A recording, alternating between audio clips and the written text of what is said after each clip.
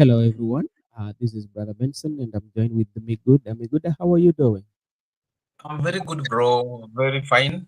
Doing very fine locally. How about you? We are managing. I would not complain, and that's what I can say. Ama wewe Yeah. kuna jambo unaweza sema? So far, we are good to go. Oh, Concerning how we are as a country. oh, awesome. Otherwise, other than politics and other economical pricing issues, but at personal level, we're just good. Politics in Kenya is like the order of the day. There must be something that must be discussed, whether somebody has made maybe a pronouncement that is not true or a pronouncement that is true, but still amounts to politics. So it depends from where you are speaking it from or who you're listening to. That what might depend, right? Or what do you say? Yeah, it depends. Politics make the order of the day. Mhm. Mwana Kenya akiamuka asubuhi siasa, saa sita siasa, jioni siasa, akienda kulala siasa, akiamka siasa. Siasa is the order of the day. There you have just stated clearly, and it now depends on which wing you are, or it depends on where is your interest or passion. Some people don't even do about interest and passion. Some people are just about ukabila. Tuko wapi sisi kama watu wa eneo hii, mtu wetu, mtu wetu, mtu wetu. Pia wengine wako na siasa ya mtu wetu. Hiyo ni siasa mbaya ya primitive. Unafai kupiga ya mtu wetu. Unafaa kupiga siasa ya interest ama siasa ya position of the people or the rule of law or the country, but this is a mtu wetu. That's the bad politics you should not play. Okay, unajua nilikuwa nasoma historia kidogo. Nilikuwa najaribu kuangalia historia ya Kenya siku ile tulipata, tuseme kwamba tulipata uhuru, na baba wa taifa huyo ni hayati mzee Jomo Kenyatta. Kuna vitu alisema kwamba anataka kupigana nayo. Alikuwa anasema anapigana na ujinga, umaskini na ugonjwa. Unakubaliana na mimi hadi hapo ama unatafuta? Kupata vizuri.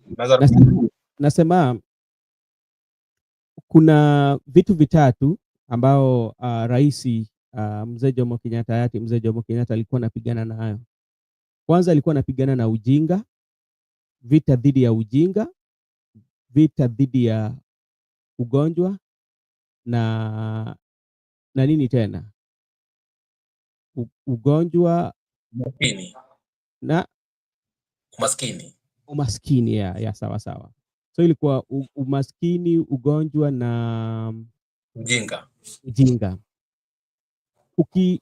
Ukiangalia historia vizuri unapata kuwa elimu hizo nyakati wa Kenyatta, ndio maana vitu kama harambee kilitokea, kwa sababu rais alikuwa anatembea kila mahali, watu wakichanga pesa, na unakumbuka hata kuna wimbo maalum ambao yalitungwa na wasanii wa siku hizo, harambe harambe tuimbe pamoja, harambe harambe tucheze, hiyo tujenge nchi yetu.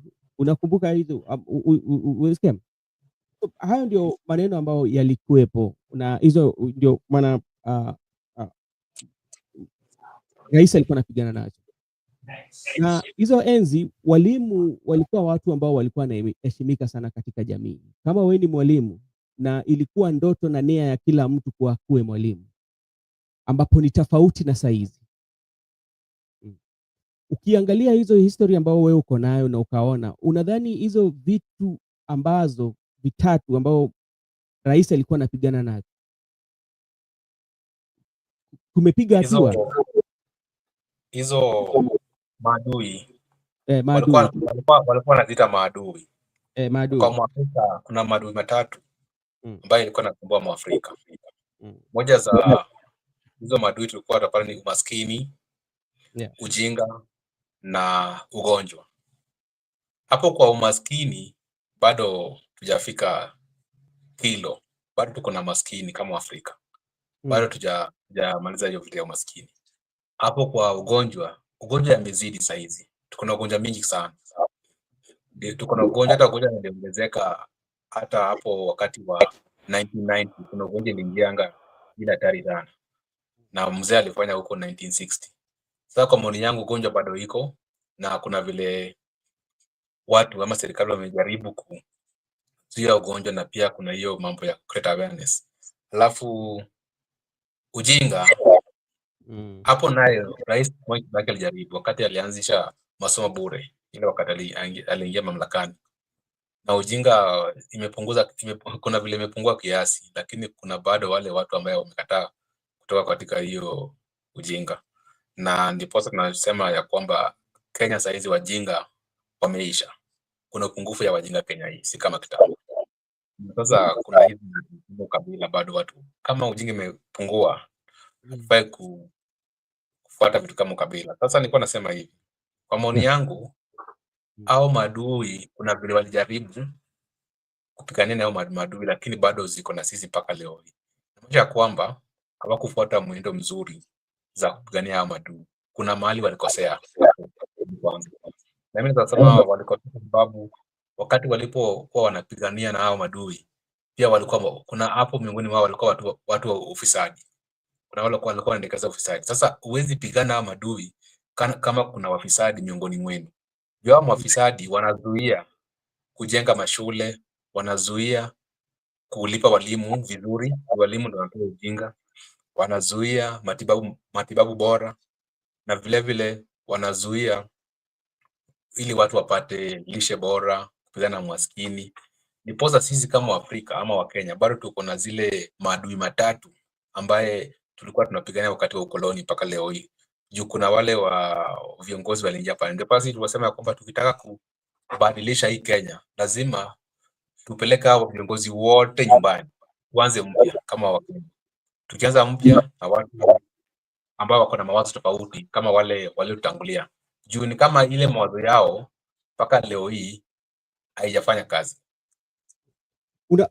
Unadhani ni viongozi ambao tumewachagua ambao wako katika mamlakani saizi ambao wameshababisha tuzidi ama tuseme tusishinde vita kwa hayo maadui matatu ambao aliyekuwa rais alikuwa anapigana nacho, ama ni viongozi ambao wamekuja baada yao? Hiyo ni swali langu la kwanza.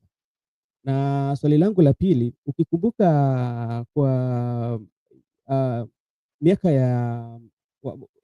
miaka juzi tu, hatujaenda sana, wakati hata Mheshimiwa Raila Odinga alikuwa anatafuta kura wa uraisi in 2022 2022, pia ndio maneno ambayo alizungumzia kwamba hizo maadui matatu ndio anataka kupigana nazo. Inamaanisha kuwa baada hatukushinda, baada hata miaka 20 kupita, bado ni adui tu moja au maadui bado tunapigana nacho? Ndio, tangu Kenya tuko na miaka karibu 60 na wale wenzetu waliotangulia, wale wazee wa zamani walianzisha Kenya na hayo maneno ya kwamba wanataka kubadilisha Kenya, na kuna tu maadui matatu ambayo wakipigana nao watabadilisha Kenya. Kwa maoni yangu, si viongozi walikuja baada ya hao wazee, ni tu hao wote viongozi wote wamekuwa katika mamlakani kuanzia hiyo wakatupata uhuru mpaka saa hii. Kila mzee ambaye ameshaongoza kabiliana na hao maadui, kwa sababu kama ingekuwa hivyo tungekuwa na mheshimiwa umesema Raila Odinga, si ati hiyo mwaka uliopita pekee alizungumzia hizo mambo za maadui. Ukifuata vizuri historia yake ya kisiasa, fuata tu vizuri juu iko kila mahali. Ukienda katika mtandao utapata. Kila wakati alikuwa anang'ang'ania kiti ya urais, ameshinda akisema ya kwamba Kenya kuna maadui matatu: umaskini, ugonjwa na ujinga. Alikuwa anasema katika lugha ya kimombo ya kwamba poverty, diseases and ignorance. Amekuwa akisimulia wananchi hayo maneno tangu aanze kuwania kiti yake, na hatujawahi kupata suluhisho kwa hizi maadui zetu. Sasa kwa maoni yangu, vile vitu ambaye wa sasa hivi wanajaribu kuigiza wale waliotangulia mbeleni na kujaribu kuletea wananchi wakati vitu zimebadilika. Kwa masomo nipenda kusisitiza hapo kwa ujinga. Unajua kuna vile sisi hapa nchini tumekuwa na katika shule zetu, wale baba zetu walifanya ile inaitwa O level na sisi tukafanya 844, na sasa hizi watoto wetu ama wale wadogo wetu wanafanya CBC. Tumekuwa na mabadiliko. Kwa maoni yangu, tungekuwa na foundation nzuri ya masomo wakati tulikuwa tunaanza nchini, tungekuwa tumeshapigana hii adui moja inaitwa ujinga. You see, vile umesema, lazima mtu akuwe mwalimu, mtu unaonekana kwamba hauna ujinga, wewe ni mwerevu. But isitoshe, kuna vitu mingi unaweza fanya baada ya kumaliza shule, kando na kuwa mwalimu, kando na kuwa daktari, kando na kuwa hata wakili. Unaweza fanya vitu mingi. Kuna vitu mingi unaweza fanya. Hata hapa kwa mtandao, kuna wale ambayo saizi wamejiajiri wenyewe katika mtandao. Wakikuja kwa mtandao wanapata ile riziki yao. Hawafanyi kazi, si walimu, si wakili, si madaktari, lakini bado wanapata riziki yao. Si lazima uajiriwe na serikali ndio utapata, ndio utaishi. Unaweza ishi hata bila serikali. Sasa hii tunasema kando na kufanya watu kuangalia tu mambo ya riziki kupitia njia ya serikali, hapo tunakosea kama nchi. Tungepanua akili ya watoto kama ni wadogo, kama saizi unaruhusu mwanafunzi au mtoto afuatilie ile anapenda, ile ambayo anaona kama anaweza fanya. Kwa mfano, kama yeye anaweza kuwa dereva, unamwachia huru, anaweza kufanya mazoezi kama yeye ni mchanga. Na vile vile hivyo kila mtu ile pale kila mtu anashikilia. Ukifanya hivyo hautakuwa na hizo tatizo nyingi. Lazima serikali ikuajiri ndio unaweza ishi. Unaweza ishi hata bila serikali kukuajiri. Si lazima serikali. Hapo kwa ujinga tunafaa kuangalia kwa undani kama wananchi. Sasa hapo kwa umaskini na kwa ugonjwa, ugonjwa saa zingine huwezi zuia. Ugonjwa unaweza kuja vile ama mtu amejiletea mwenyewe. Hapo swala la siku nyingine. Sidhani kama kwa ugonjwa ni kitu ambacho, nakubaliana na wewe kwamba ugonjwa ni kitu ambacho huwezi zuia, lakini nadhani kwa msemo wake ama kwa vita yake dhidi ya ugonjwa ilikuwa ni kwamba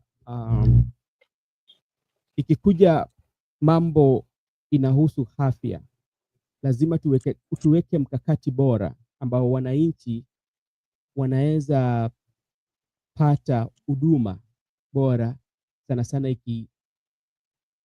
ikikuja kwa ugonjwa. Si lazima tu tupigane tuseme kwamba hatuwezi kuwa wagonjwa, hapana.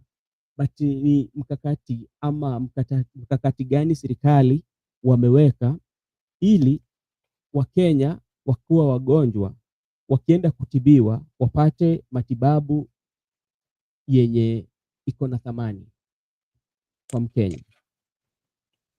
Yeah?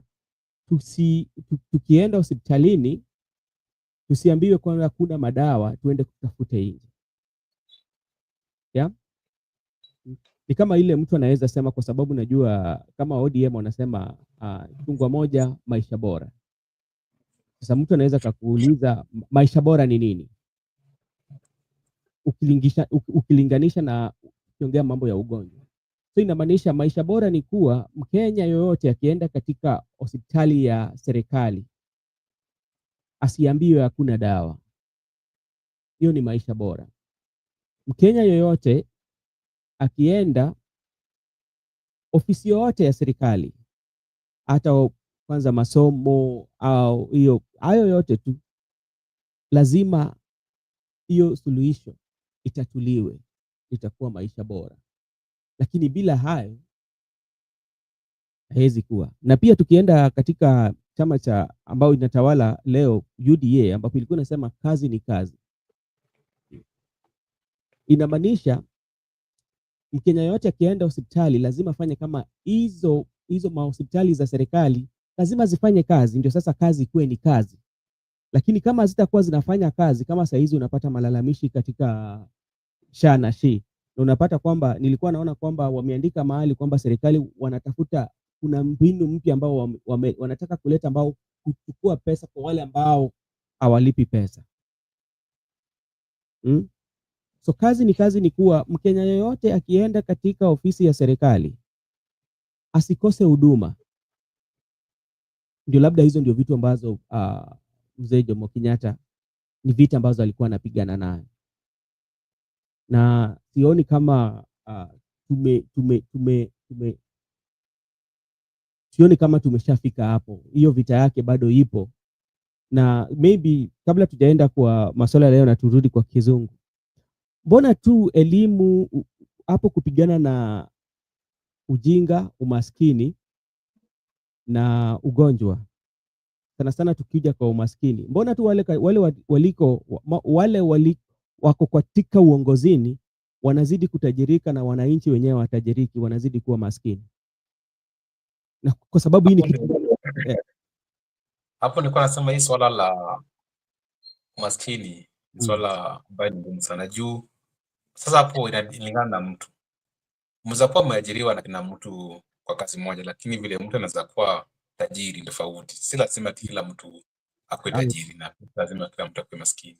Hapo ni hiari ya mtu. Unaweza amua kulingana na mimi, ni hiari ya mtu. Hapo ningependa kusema kwa mtu mwenye amesoma vizuri, ambaye ako na ujuzi. Kama kuna ujuzi ya kitu umesomea ama kitu umefanyia, kama kwa mfano umeenda hizi TVET ukafanyia vizuri, uko na ujuzi. Alafu kuna vitu unapata riziki. Hiyo utakuwa umeoa hawa mandege wawili. Utakuwa umeoa ugonjwa, utakuwa umeoa ujinga. Juu wewe si mjinga, lakini kama wewe ni mgonjwa unaweza kuwa na ile bima ambayo itakushughulikia wakati wewe ni mgonjwa kiafya. Hiyo unaweza jilipia bima mwenyewe. Juu kama unafanya kazi unapata kuna pesa unapata, uko na uwezo ya kujilipia bima mwenyewe. Si lazima utegee serikali ikulipie bima. Sasa wakati unalipa bima utakuwa umepiga hii adui ya ugonjwa na hii adui ya ujinga. Hapo kwa maskini bado uko na hizo. Alafu unapata pia hii mambo ya ugonjwa tujafika pale tunafaa kufika, kwa sababu hata kama kulipa bima kibinafsi ama serikali kulipia wale ambaye hawana uwezo ya kulipa, unapata sisi kama nchini hapa Kenya tumekuwa tukipata msaada kutoka nchi za ng'ambo. Tumekuwa tukipata msaada kupitia nchi za ng'ambo ambayo imetusaidia mambo zetu za kiafya. Kuna zile vitu ambaye haziko katika hospitali zetu, kuna zile madawa hatuna, na kuna zile ugonjwa ambaye imeambukiza watu wengi. Kwa mfano ugonjwa ya ukimwi, unapata serikali ya Kenya imekuwa imepata msaada kutoka huko ng'ambo, na sasa kuna hizo maswala ya kwamba wanataka kukatiza hizo msaada. Sasa kama tungekuwa na hizo msaada ingekuwa wapi kama wa Kenya? Hizo ndio swali tunataka kuuliza. Inamaanisha kwamba hii adui ya ugonjwa bado hatujakuwa na uwezo ya kupambana nao kama wa Kenya, na serikali haijafanya vizuri. Juu kama tungekuwa na hizi msaada kutoka ng'ambo tungekuwa wapi sasa hizi kama wa Kenya? Hapo mambo ya umaskini asiyeguzia, lakini umaskini ni ile ya kwamba kila msee akipata riziki hiyo, kila msee sasa atajipanga vile ataamua kama atabaki maskini ama ataona kama ataweza kuwa tajiri.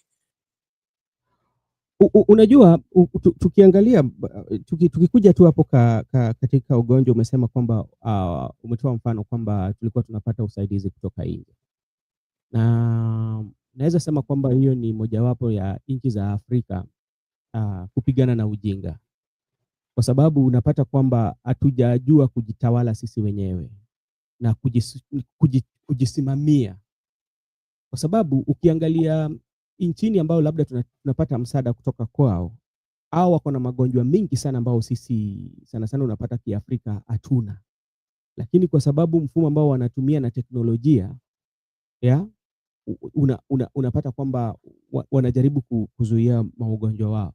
Ukitembea kwa hizi nchi ambao labda wanatusaidia, utapata kwamba kuna magonjwa mingi sana ambao kwetu nchini Kenya bado labda hujaona nchini Afrika, na kama zipo lakini kwa asilimia chache sana.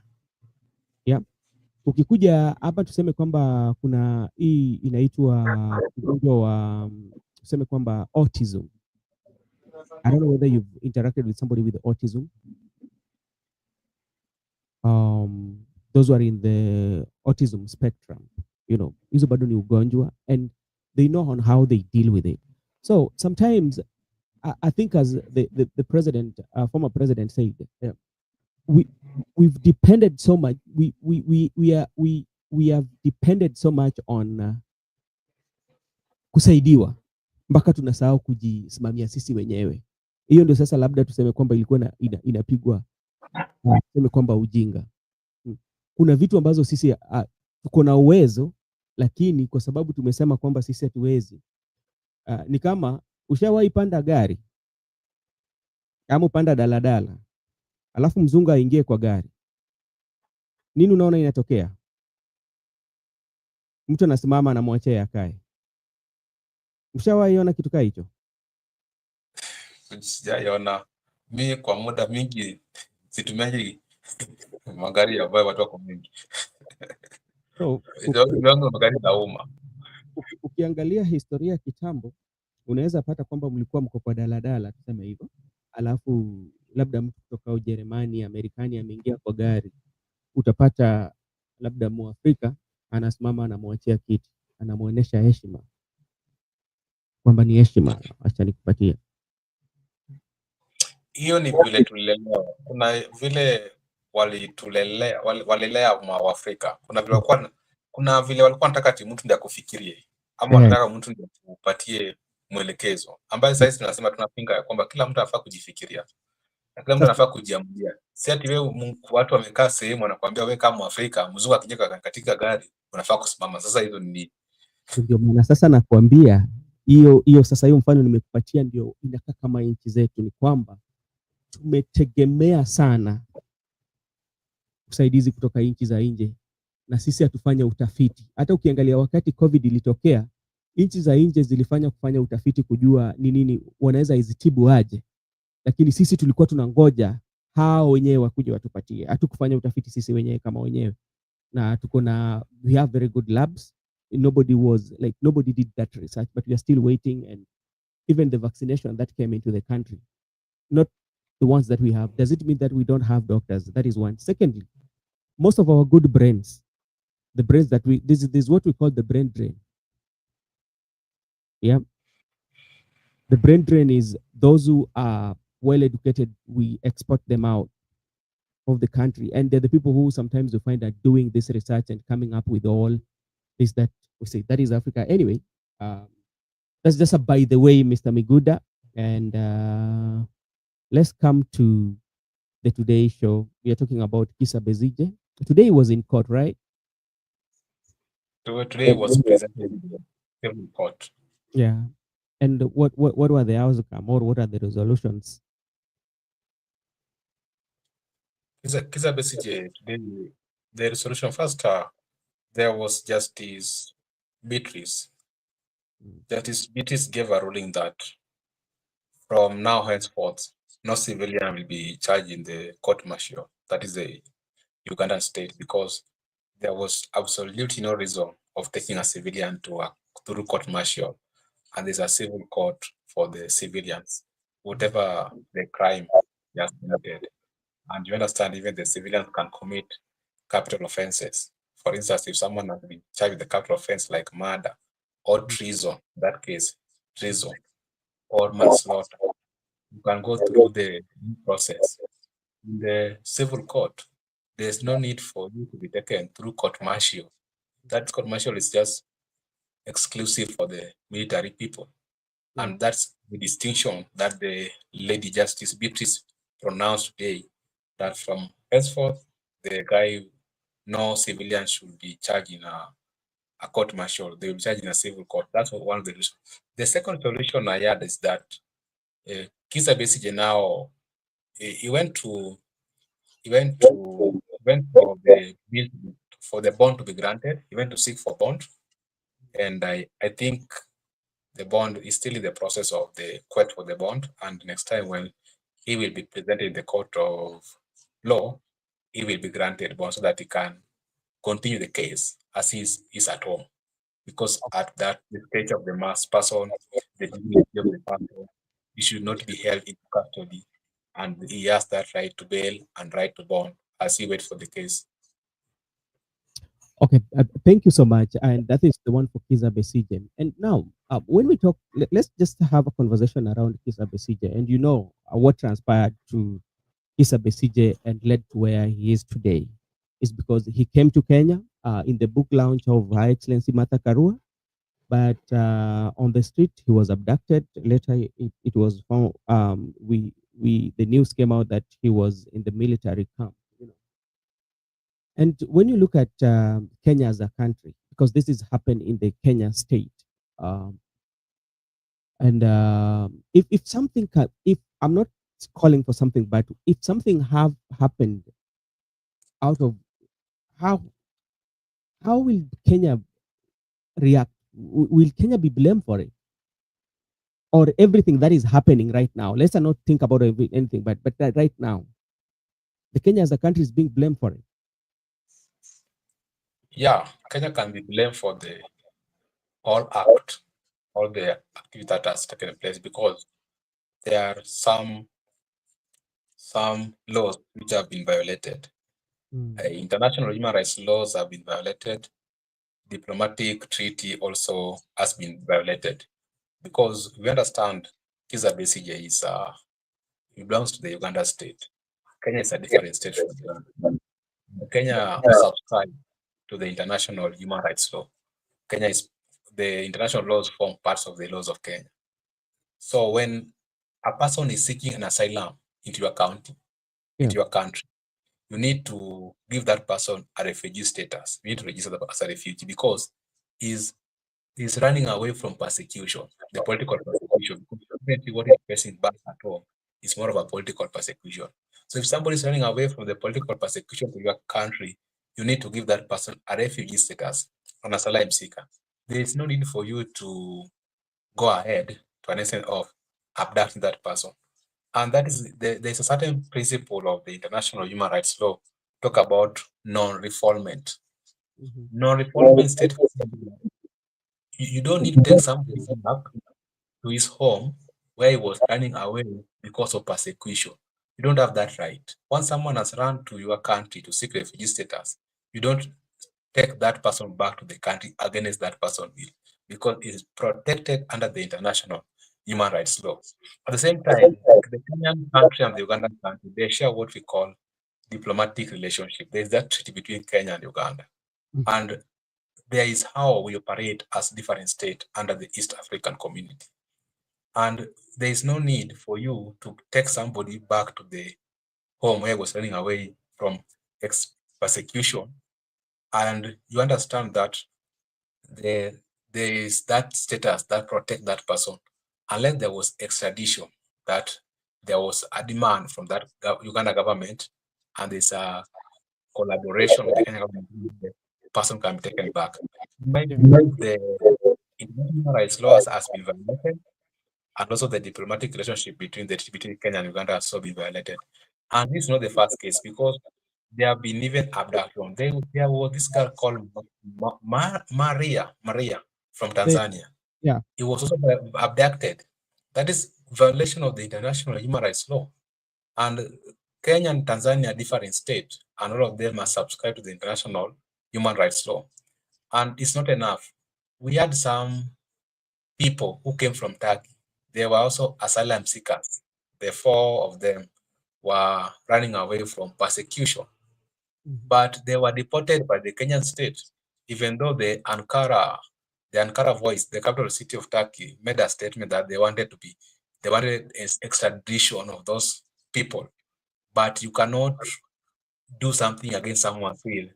That the principle of non-refoulement, whereby you don't have any authority to take somebody back to where he was running away as an asylum seeker to your country. Instead, you need to register that person as a refugee in your country. And those three scenarios has happened in this country. And in my view, that is how we can put Kenya in the map.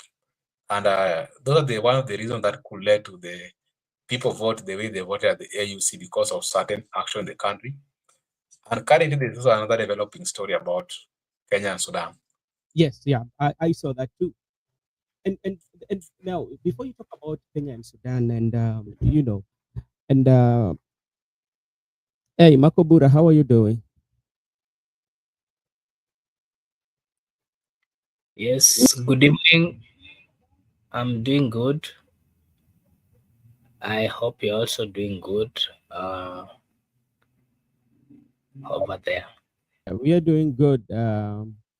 Maybe we're just talking about, we're just saying, weighing our thoughts on Kiza Besige and how does this one impact Kenyan image in the global world. And Miguda also was trying, was also in the process of bringing the one for the South Sudanese that took place on Tuesday, whereby they said they were trying to form a parallel government in Kenya. Miguda, maybe you continue and then Makobura can come in. I was trying to bring the issue of Kenya and the Sudan. Yeah. Because there is this news we are receiving that they are going to form a parallel government in Kenya. Mm-hmm. It's like the Kenya is giving them that a convention, and the people who are being given the convention have been declared as the militia, the weed militia. They have been declared as terrorists. And once the terrorists has been declared, the so-called Janjaweed militia from the Sudan, they have been declared that they have violated the international laws. They have been declared they are being hunted by the International Criminal Court. Mm-hmm. And there is even a current case in that court there is a person who was charged there from Darfur, one of the so-called leaders in that. There are so many atrocities that the Janjaweed have committed to the people of Uganda, the Sudan. They have committed some atrocity to the humanity. They have gone to answer the rape, mutilation of women, and also targeting the people that are trying to flee. Those are just elements of crimes of genocide, whereby certain people are being targeted. And there's also systematic ethnic violence, social violence. So many things have committed to those people. Massacre and executions have been committed to the civilian. Then, as a member state of the United Nations, like us, we subscribe to the United Nations Charter. We don't need to support crimes against genocide because those are one of the crimes under the international criminal law. But the issue of the Kenyan government coming in to give them convention and also trying to defend the terrorists, the Janjaweed militia, that is contrary to the big provisions of the international laws again. That's what we are saying, that there are many things have developed in the country. The issue of Besige, the issue of Maraya from Tanzania, the issue of citizens, and currently the issue of Janjaweed militia and the Kenyan government coming as a developing story to today. And it is not good as a state because we have to respect the international instruments because we are part and parcel of that charter. At the same time, even in the African Union Constitutive Act, state very clearly how you can relate with your neighbor. You know, South Sudan is our neighbor. That's how we need to relate them. And the people should be protected here, the humanity. The humanity should not be executed. The humanity should not be fled away against their will. There should not be destruction of communities. Communities have to live in harmony as the dictates of the international law. And that's why the United Nations was formed to ensure that there is peace and security among the humanity, provided where you are. So that developing story, in my view, is high time as a state we come and ensure that we correct our house. Those could be the reasons that led to some African head of state to vote against our candidate. And this public opinion from the African continent that the SADC community gave us vote of no confidence that we are not at the capacity to lead the African Union because of the domestic issues we have currently as a country. Okay, but now, do we will there be consequences, or will in the near future, maybe even after the current presidency or current administration goes out of power, will there be consequences? And if so, who will be liable for them? There will be consequences. I've never made a lot of consequences. There will be, and we usually advise people that whenever you are trying to commit any crime, or whenever you have not engaged in crime, try to avoid as possible not to commit crime, because you might think that today you have committed a crime and you have walked free, but one day the wheels of justice will catch up with you, because the wheels of justice, they roll slowly. But once they catch up with you and there's that evidence to prove that those crimes were committed under your watch and you are the responsible person, I can assure you, you will face those charges, and they are not easy charges. Yeah, under the International Criminal Court, there are those people who have been tried in the International Criminal Court, and usually, if there is a prosecutor, the prosecutor from the ICC will just collect the evidence, and once it will present at the ICC, and then the judges will berate you and you'll cooperate if that court has got the jurisdiction to hear your case.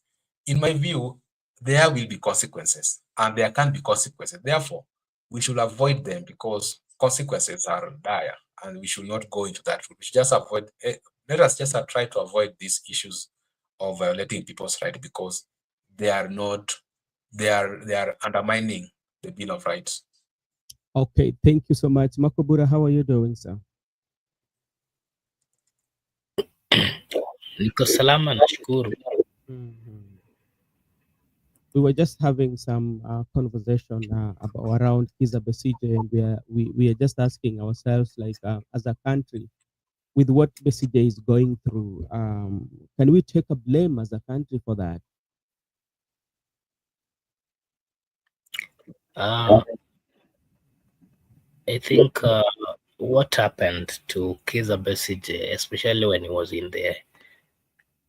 within the territories of the Republic of Kenya, of course, was not right, and that can be criticized by anyone who really understands the conflicts that we do have in Africa. I think the international laws and even the good relationship that we have with the East African countries, it gives us some protection whereby if someone has fled their country because of political persecutions, then at least they should be given some assistance or audience. So I think it is not possible for any military or any police force coming from a different country to get to the territory of the Republic of Kenya without the knowledge of, first, this was the position leader of Uganda. Of course, without the knowledge of the president, there's not that possibility. And it is true that from where I sit, the standard of one Kiza Besige being the position leader of Uganda, I'm quite sure that the security apparatus within the Republic of Kenya were aware, and I'm quite sure that even the people in higher offices were briefed when that operation was supposed to be carried. So partly the government of Kenya has to be blamed because they would have saved Kiza Besige if we knew that what is currently going through was something that as a country would have saved. Apart from that, I also want to condemn the government of Uganda. I think the kind of torture that they are trying to show or to do to one Dr. Besige is not a good one. It's actually going against his rights. Yeah. And even it is so traumatizing that he's going through all those things, being that he's a senior person in that government, in that republic, and he's just going through all those just because he has a different opinion from what the government stands for. Or either way, it's just trying to correct the government and the people in power. That is the president of Uganda and the person in charge of how is it called? His son, who is also a very powerful person in that country. They're the people who are persecuting or making this gentleman who is an opposition leader to go through all those torture that is going through. So as a country, of course, we are condemning, and partly the country of Kenya has to be condemned again because they permitted that to happen they are permitted that abduction to happen in their land. That is what I can say about the position leader of Uganda. Mhm. Okay. Thank you so much. And we is something that we will be watching closely and giving our views. I know we were supposed to talk about the committees, but there's something that really has developed, a developing story that we need to talk about. I don't know whether you had a chance to listen to the interview between Eric Latif and the CS for Lands, Alice Wahome. And what catches my attention was about the issue to do with housing. You know, for the longest time, we've been talking about the affordable housing project, but today, when she was being interviewed, she was not able to explain uh, the affordable housing to an extent whereby he said like the affordable housing you pay so that you can build affordable housing, but you will again have to buy. Yeah. And now, if that is the case, maybe I did not get her claim. When you use the principles of accounting, whereby you do debit and credit, because the president was saying by you being deducted, which means as if you're paying a mortgage. And one of the things that I'm asking, if you're being taxed to build that, who is going to give you the title deed? And who is going to own that title deed? Are you paying it double? You pay for the houses to be built again, they want you to buy. Yeah. Miguda, what is your take? According to Alice Wahome's explanation, Yeah. I don't even understand that, but what I can say is that maybe this affordable housing has got some issues. And you know the people who are being targeted are the people with fake payslips. If these people with payslips have been deducted to pay for the affordable housing, then if also I want to go and get that house, I must pay. Then afterwards, I'll have to buy it. I don't understand how this transaction goes on under the public housing, because I just believe that it's a president who has been executing or articulating these government policies, this issue of affordable housing. He has been the one who has been moving across the country, trying to articulate to the people affordable housing, but they are saying different stories. Whatever president is saying, whatever Wahome is saying are different things, because presidents are telling us that you can go and purchase that house, or after you have paid for a period of time, then that house will be yours. He never said that it become yours, then you are purchasing it again, or you pay little by little, then it become yours. So these are different ways of articulating government policy, and that is why we are getting confused as citizens or as consumers of the information. We are getting confused because, well, like we have been used with this issue that you have to pay, then after a certain period of time, that house becomes yours permanently, and you are getting the title deed. But we have also asked the question of title deed, that who is the owner of the title deed? Where does it come from? And who is issuing it? Such questions have been raised here and there. And if the current CS for land can never explain it to the Wanjiku or people there, I still don't understand this affordable housing thing. Mhm. So how is it that, because how is it that this is the member of executive, you know, and he sits uh in where decisions of the country are being made, and you cannot explain it in a way that a common mwananchi can understand? What does it say about the government, or what does it say about the administration?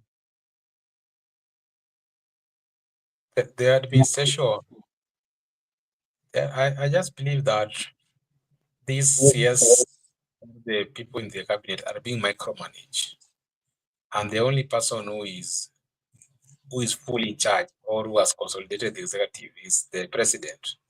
So the president has got all the information on how he's running all the ministry and on how he's going to execute his policy to the people. Therefore, you are just a flower girl in that docket, because if you can understand what's happening in your docket and explain to the people, it means that you are absolutely outdated. The only person who is updated on the current affairs of that docket is the president. And I've told you that we are used to the issue of you pay little by little, then the house will remain you want forever. Then be issued title deed. And we have asked the question of title deed. In my view, this affordable housing, it can be a scam that's going on in the executive. That's why it's becoming so difficult for an executive member like the CS for land to explain it to the ordinary people to understand it. Okay. And let me just quote the CS for lands before Makubura comes in. The housing levy is not a saving. That is one. Secondly, it is a tax. This is a contribution to help build affordable housing. The money you are contributing is not supposed to give you a house. After that, it is you to buy the house. So if after contributing for that money, yeah, then you need also to buy a house. Yes, let me see what our good friend is saying here. I think like there's a question here for Mr. Miguda. But Ben, can you ask Miguda how people in Parastasol get mortgage at 3% interest? Why not people get the mortgage? Makubura, you can answer this because like I think you are acquainted with the things to do with the mortgage and everything. Okay, fine, thank you. First, well, let me give my comments on the stance of the cabinet secretary in charge of lands. I also saw that statement that the money that you're paying is tax. That does not guarantee you, or it is not a saving that is going to let you own a house that is being built by the government.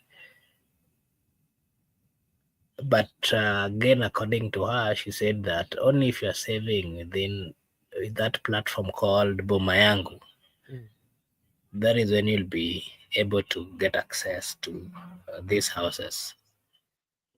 To me, all housing thing is a scam, just like the former deputy president had explained. If you listened to the former deputy president trying to give his reasons why he believes that the whole housing thing is not genuine, yeah, I think at points we need to believe him, because the explanations which are being given, if this thing was straight and true and direct, the cabinet in charge would have given clear information, a statement that would, that the people of Kenya would understand.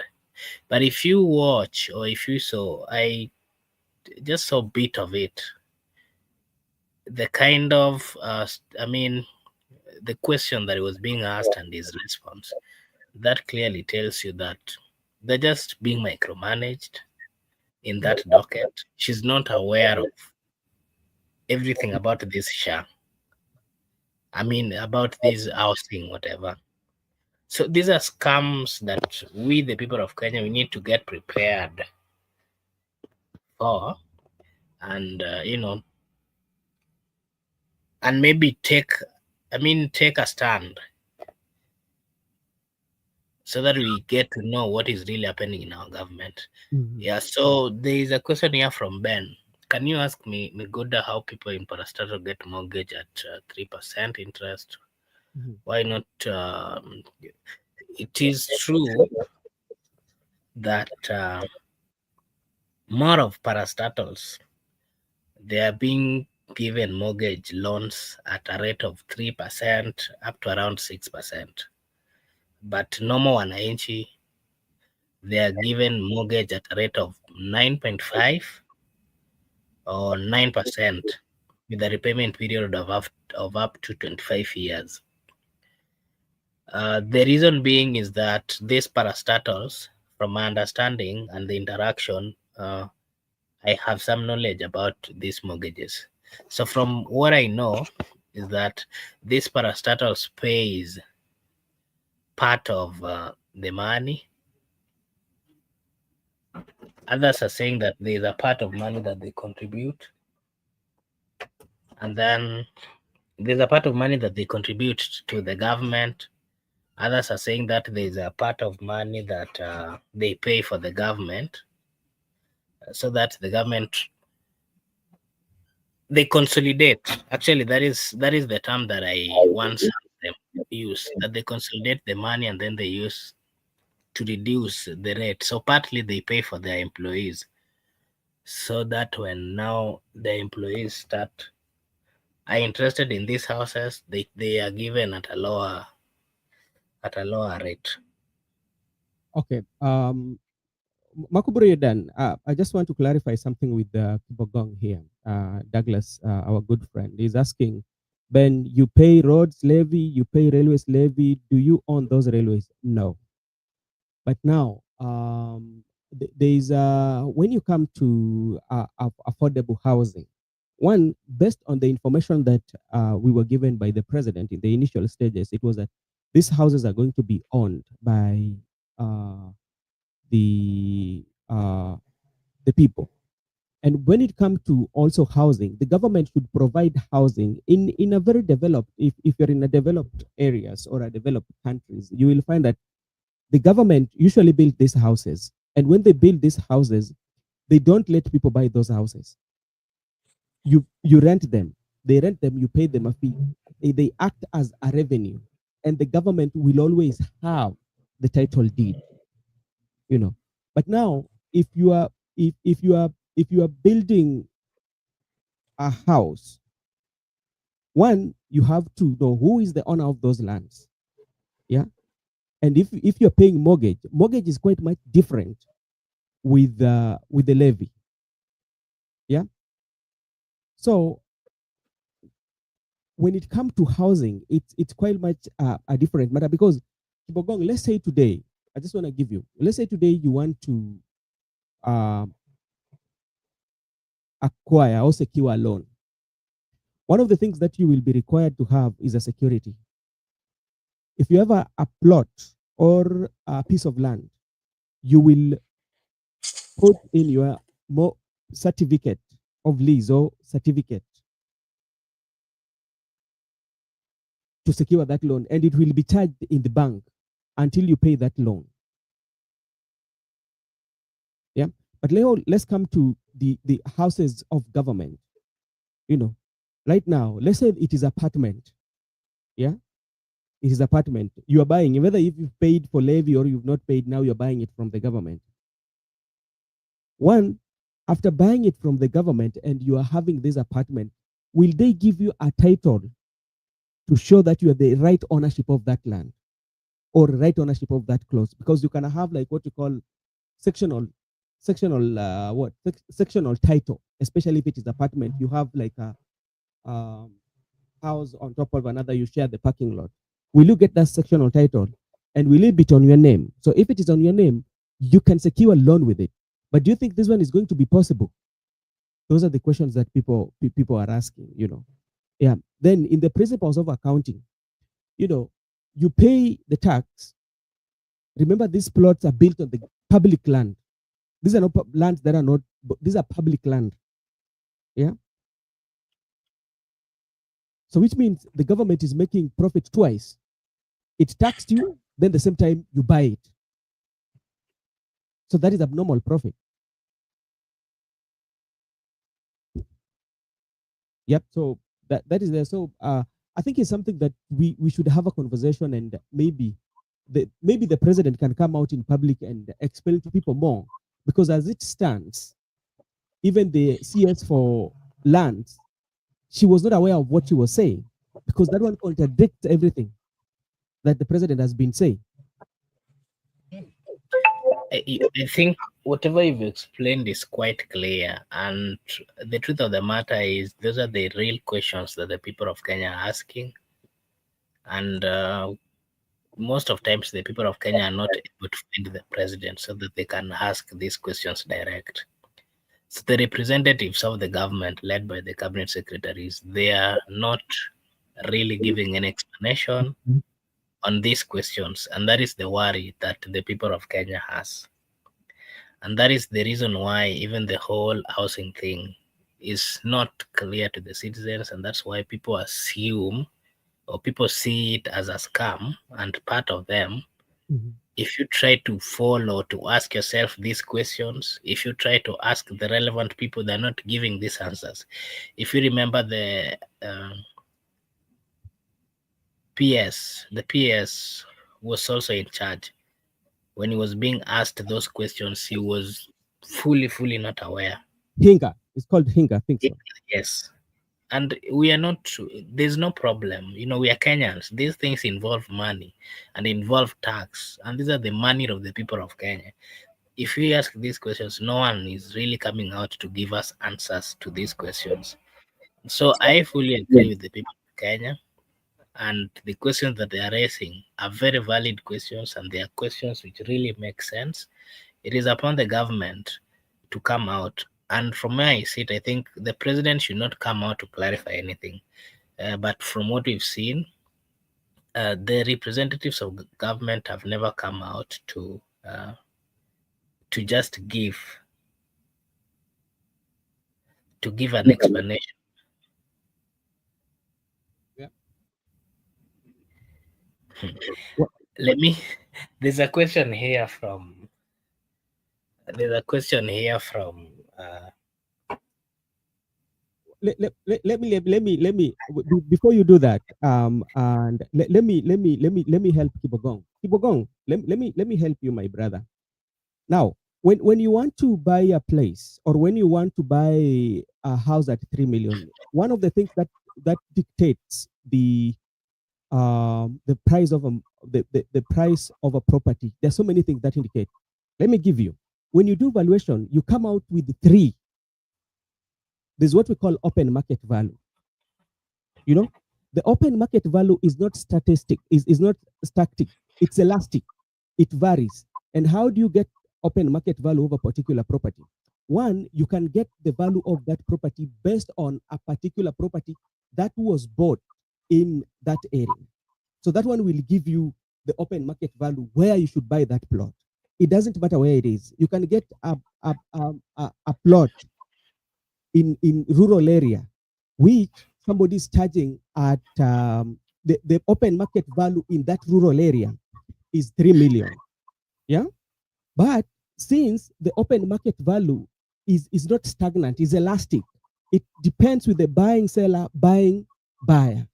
So somebody bought the same plot in that area at 3 million, and somebody will come the same place and buy a plot at 5 million. And what does it one dictate? Dictates that there's that willing buyer, willing seller negotiation. Yeah. So that's why the open market value is usually elastic. So it doesn't matter when you're talking about the house that has been completed to be built within and you get it with that 3 million. That is one value of the market when you're doing valuation. The second market value is the mortgage value. Yeah. The mortgage value is the value at which the bank is giving you that loan. So just in case if you default, that is the money they're going to take. Then there's the insurance value. Yeah. Let me also add something on that. You know, if you take a loan of 3 million, if you're given a loan or you're given a house of 3 million, and according to the statement, I just want to do for him a calculation.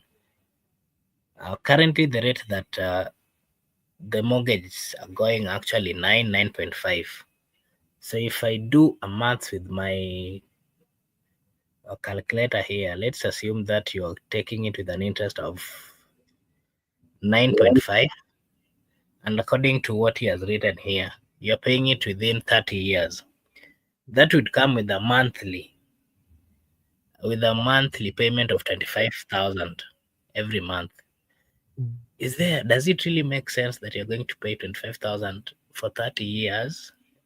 Ndio hiyo nyumba ikuwe yako? Does it really mean? Is it then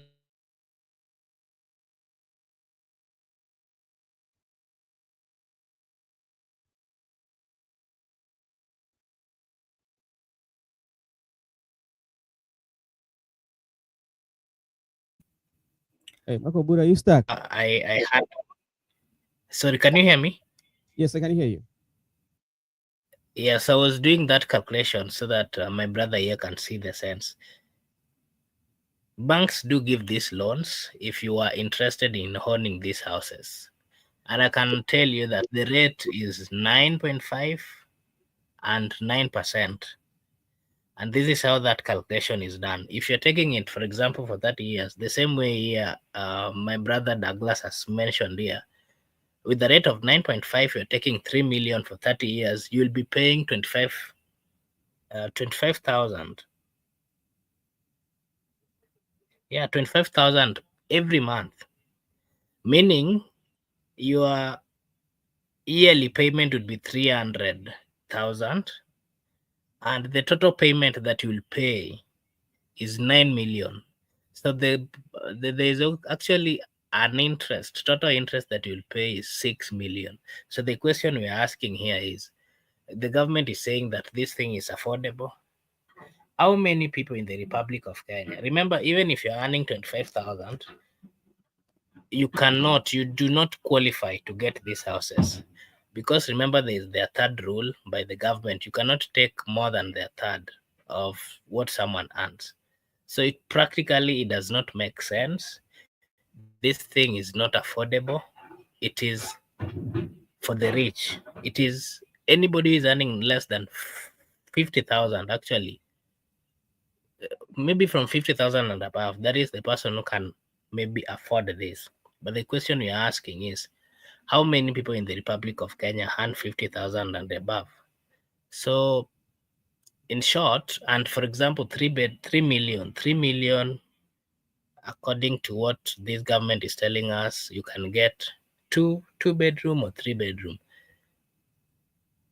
So if you've taken a 3 bedroom in Nairobi, you want to pay it for 30 years. Is there anything else that you'll be doing?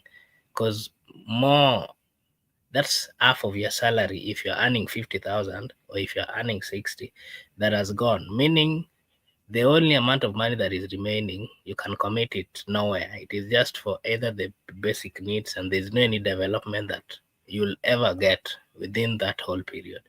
So it doesn't make any sense. That's my clarification on that. If they were saying maybe it is 1 million 3 bedroom, then at least it would make sense. And even if they were saying 3 bedroom is 1 million, still the Wanamboga, Mamamboga, the Boda, the people who are told that would benefit from these houses cannot really afford. So that is my take on that. Miguda, maybe you can say something about it. And Douglas, if you are not satisfied, bring another question on that mathematics. I'll do for you right here. Just want to state just one thing about the issue of parastatal paying 3% interest. In my view, I believe that the parastatal do pay the 3% interest because of the nature of the employment, and other than the nature of the employment, also the financial benefit they are getting. That's why it has been constant to 3%. But a regular income might have some different financial benefit and a high income rate. That's why they have to differ. They can't be of the same sector of the 3%. That could be the different. Makubura, back to you.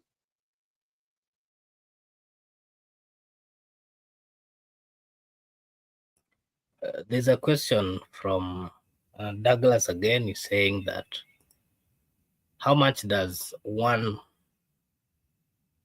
for rent for 3 bedroom in Nairobi? The question is not clear. Can you read this, Migoda? How much does one for rent? Let me if I can get it. How much does one, I think he has omitted the word pay. How much does one pay for rent for 3 bedrooms in Nairobi by now? Okay. Well, that of course depends with where you're staying. It depends with where you're staying. There are places where you'll pay 30,000, 35,000, depending. If you want it in the leafy suburbs, let's say the Kilimani, you'll get it at 70,000 per month or 80, depending with where you choose. But normally in more of these places, for example, the Eastlands, you'll get 3-bedroom ranging between 25 to 30. So it actually depends. That's what I can say, because in different places it goes with different prices. Unless Migude, you have something that you want to give to say on that. What I want to say is that, let me just, it depends on different region in Nairobi, that is true. The rates at Islando are not the rates at Westlands as a region. But what I can say, the amount you have quoted, those are just for the 2-bedroom. And if you are, for instance, in Westlands, there's a 2-bedroom of 40Ks. But in Islando, there's a 2-bedroom of 30K. So in my view, approximately a 3-bedroom, some can range even up to 50,000. It can range, it depends on where you are. A 3-bedroom house. But if you are in Islando, maybe not those farthest Islando, you can get it around 35Ks there. It all depends, and it depends from one region to the other, and also the kind of the house. There are some factors you need to consider before getting to the house. Where it is located, matters a lot. Okay, yeah. So he's saying that then if you're told to pay to own, still, my brother, from the calculation, as much as this comes with the benefit of maybe owning, but let's just be factual. After 30 years, that's when this house will become yours. Of course, by 30, you'll be having kids. Anything that you get should be beneficial even to your kids. And after 30 years, of course, the state of these houses,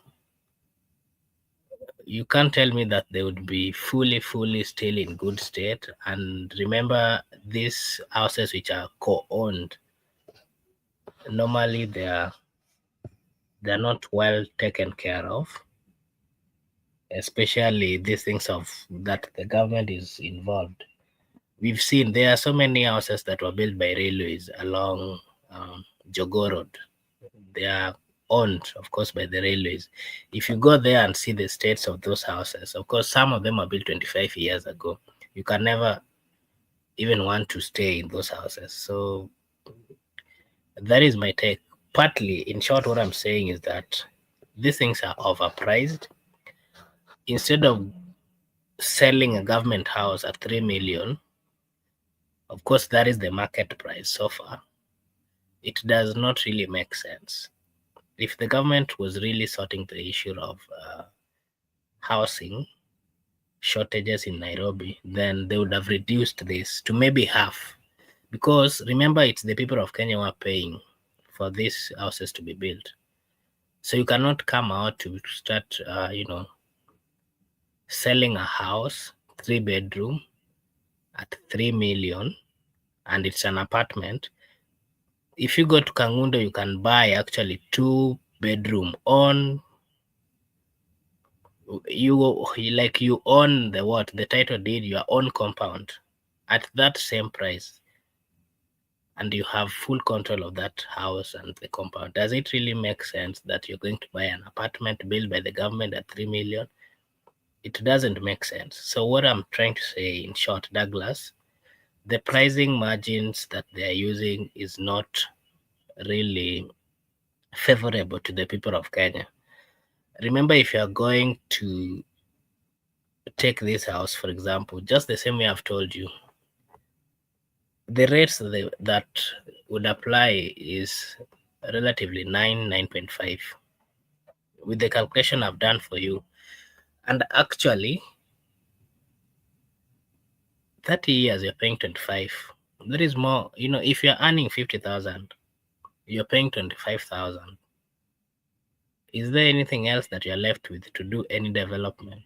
Remember, you've got home, you need to build, you need to have kids, you need to take them to schools. I hope you're getting the bit of what I'm trying to explain. Douglas Kibogong, that is what I'm trying to say. And if you're saying that it is right for people to pay, or the comparison that you're trying to bring, that if people are paying 25,000 to rent a house of 3-bedroom, remember, just like I'd said, different places have different pricing. There are people who like staying, for example, in Lavington or in Kilimani, and they are comfortable paying that amount of money. And if you tell them that there is a house, for example, in Mukuru Kanjenga, a 3-bedroom, and it is going at 3 million, of course, they'll not go there because people have different tastes and different styles. So those are kind of things that we need to, of course, put in consideration. Unless you have any other question, Douglas, you can bring it forth. Mikuda, did you talk about the Ndindi Nyoro? Maybe you can give your take on that as we wait for Douglas to bring another question. Ndindi Nyoro is being kicked out of the most lucrative budget and appropriate committee. And, there are so many explanations that people are trying to give. Some are saying that he's being taken out just because he did not heed to the president's instructions. Some are saying because the ODM is now in government, and just the other day the court pronounced itself that the Azimio are the majority, and for that reason the president has kicked him out so that he gives someone from the ODM so that they don't, they stop the issue of majority and minority. And there are some rumors that they've been promised some other lucrative positions. Maybe what is your take on that?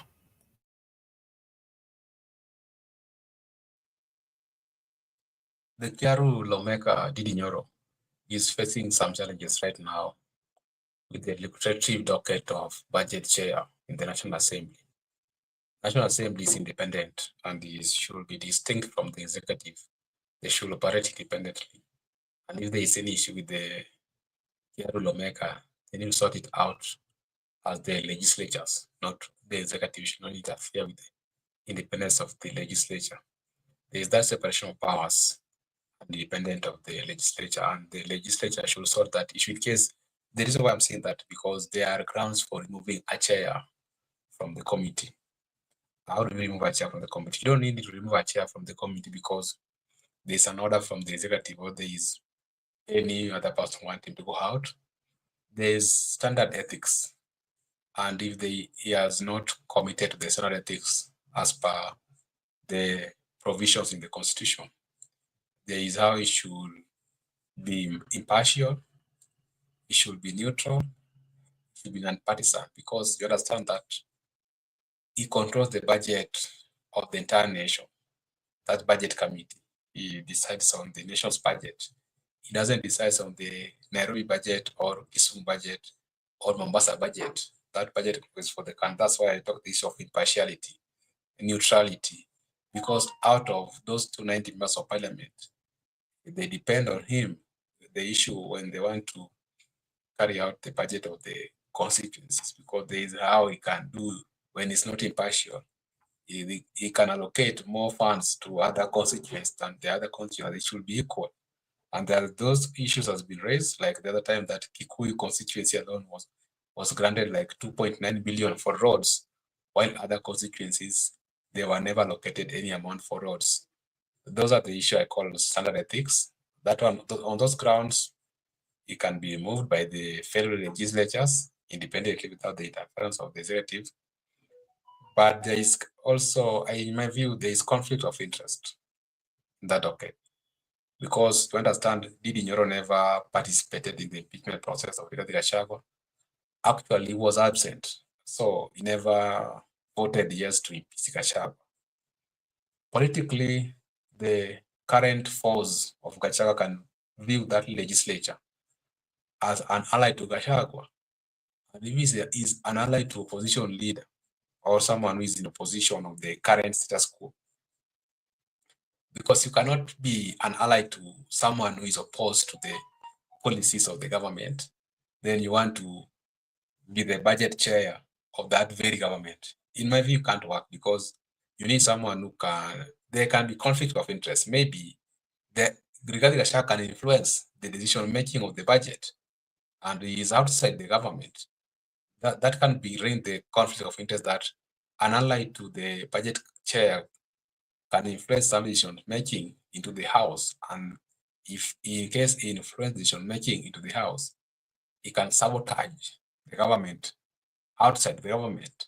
Therefore, there's that room for Ndindi Nyoro to be removed in court by the current government, because they want someone who does not have any conflict of interest with that job, because that job, as I've mentioned to you, that it's a national job. It's for the nation. It's not for the party or for some section of the country or for a certain constituency.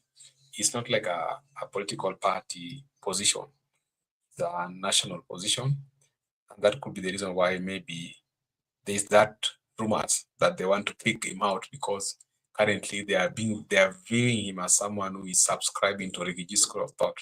He no longer subscribed to Kasongo school of thought. Therefore, Kasongo, you understand that they want to control the majority of the members of parliament in House. What do you do if you control that majority and that seat is reserved exclusively for the majority? What do? You kick that person out, then you appoint someone who believes in your policies, who believe in your issues as a government. For now, I don't think Ndindi Nyoro believes in William RUTO, and William RUTO is the head of the executive, and he doesn't believe in the current regime, the broad-based government. Therefore, in my view, that's the reason why they want to kick him out and other people. But for the people who are subscribing to the school of thought, like the finance chair, Kimani Kuria of Molo, is not going to be kicked out. It's going to retain. People like Nelson Koech, who is the chair for defense, is going to retain. It's not going to be kicked out. They have just approached the section of people who are not supporting the current regime. And that is my view. Okay, thank you. Maybe just a quick one. What do you really think is the reason why Ndindi Nyoro opted to make a hard stand, a stand of defying, the president's instruction? And also, what do you think is his next move, political next move? Remember, this is one of the most powerful, committee. And this is a committee that gave him the opportunity to meet and interact with all the members of parliament. And for that reason, he was seen as, a leader that you needed to, just befriend or to get closer to, for you to get some more goodies. I agree with you that that docket is very lucrative and very important. And having been interacted with MCS since 2017, because 2013 I was still in high school and I was in close environment. I could not interact with people because the nature of the school. So when I finished school, then I started to interact with these members of county assembly. What I realized is that once you are elected as the member of county assembly or as the member of national assembly, the first thing you should look for is that seat of budget committee, because it's a very interesting docket, because almost everybody will like to have a chat with you, be it the minority or the majority people, because you control the budget of the county or of the national assembly. And it's a very good docket in my view. And most of people, those who have served in those docket, they do wonders into their constituencies. And even when it comes to allocations, they do allocate more to their constituency, unlike other constituencies. Though they don't do it equally as per the principles of good governance. They don't do it equally. They usually get much than other legislators. And also their friends, they allocate more roads or more infrastructure to their friends, unlike other people. And if someone has decided not to, by the time he voted, he never participated in the voting process, it means that he was ready to lose that docket. So if someone has decided to lose such docket, in my view, maybe there is political interest has come into play. And the political interest might come into play because for many reasons. First, he never wanted to betray a brother. Rigathi Gachagua has been a brother to him. You understand their relationship. By the time Rigathi Gachagua used to be arrested, he used to hide in Nyoro's house. So they have more of a bro code. They have something in common. They share with Rigathi Gachagua. He then never wanted to disappoint the friend. At the same time, depend on the future of him as a young legislator, and maybe he's having some future. He has ambitions in politics. It's very normal. Maybe you saw that the community could not be happy with what happened to Rigathi Gachagua. Therefore, for him to realign himself with the community interest, he had to opt out, not to participate in that, and also decide to lose that. He can make a sacrifice, lose that chair for the sake of the future politics, not for the sake of the community, because in my view, he's still young. He is not ready to go home at this time because he has a future in politics. People have talked about it. And he has a future in politics, as you also know. Therefore, he can let go the chair for budget, and he can make a comeback next as the next legislature, or he can even go ahead and become a governor in the future, or he can even become the president or deputy president. It depends on how he'll make his calculations as a politician. There's no need for him to get the budget chair for the remaining 3 years or 2 years to election. Then 2027 is not going to make a comeback. That could be a calculation made by Nyoro. And also, you want to say that the interests of the community supersede the seat of the budget chair. He wanted to put the interests of the community before the seat of the National Assembly, in my view. That is why maybe he decided to let it go. He doesn't care about it. But currently, I believe that he has not lost much in terms of the ground. He can make a comeback in parliament. People can still vote for him based on the track record, based on the stand with the one of them. And also, remember, Rigathi Gachagua, if given an opportunity to campaign in Kiharu, he will go there and campaign for Ndindi Nyoro for another term. And people will easily elect Ndindi Nyoro because of what he did to our brother.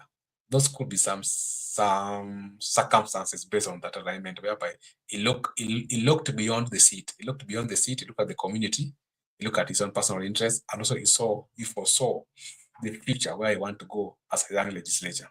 The case of Ndindi Nyoro is different with the case of Babu Owino. They are incomparable. Babu Owino also has his own calculations as a young legislator, but they are not on the same context. They are totally different. Because for Ndindi Nyoro will work easily for him because the community are backing him. But remember, Babu Owino community were not backing the impeachment of Grigiji. Therefore, Babu Owino has remained an isolated man who has not been backed by the community. But Ndindi Nyoro has remained an isolated man but being backed by the community. They are in a different context, in my view. But we wish him all the best as a young legislator. And we also want him to work for the people. Let him just accept that sometimes that's how politics works. He is not the first one to lose. People have lost seat. Even Ishungwa lost it in the previous parliament. Ishungwa lost it, but currently Ishungwa is the majority leader. These things, there is always time for everything. Okay, thank you.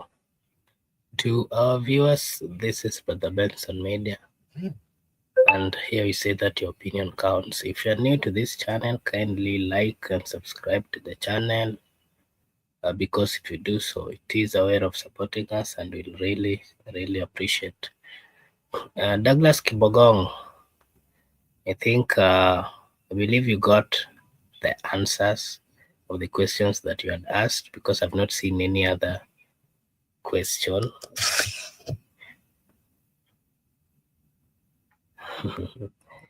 Okay, Douglas is saying, wacha niseme initoke. I'm still looking for my vote. It was stolen in 2007. Okay, as you look for your votes, I hope you've understood the whole housing structure and the hidden agenda that you are trying to, just bring out. and the questions that the people are asking that we've never gotten answers from the government or the relevant people. Yeah, so okay, thank you. That was nice. I think maybe Miguda, you can give us your last remarks. I think we are almost winding.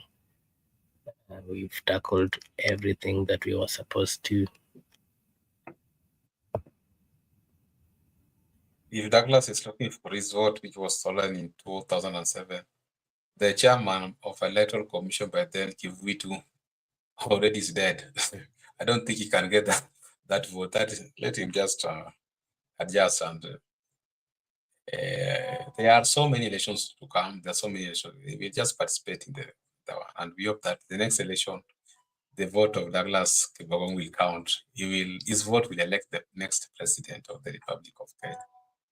To our viewers, I just appeal to you that, or to Kenya generally, that we should not, we as a Kenyan people, let us not engage into foreign policies. Like, let us not try to interfere with other member state independence, like the case in Uganda, the case in Tanzania, the case in Turkey, and the case currently in South Sudan. Let us leave people to enjoy their independence and enjoy their territorial integrity and their sovereignty the way we are enjoying as Kenyan people. And for the young members of parliament, Ndindi Nyoro, this is politics. You are a politician and you wanted to be a politician. So just adjust and you'll be strong. There's no cause for alarm. Tomorrow we'll make other things better than the current things happening to your life. That's how we measure a man in times of hard times like that, like current we are facing. See you next time. For those people who watch for the first time, kindly do subscribe. And bye-bye. Makubura, back to you.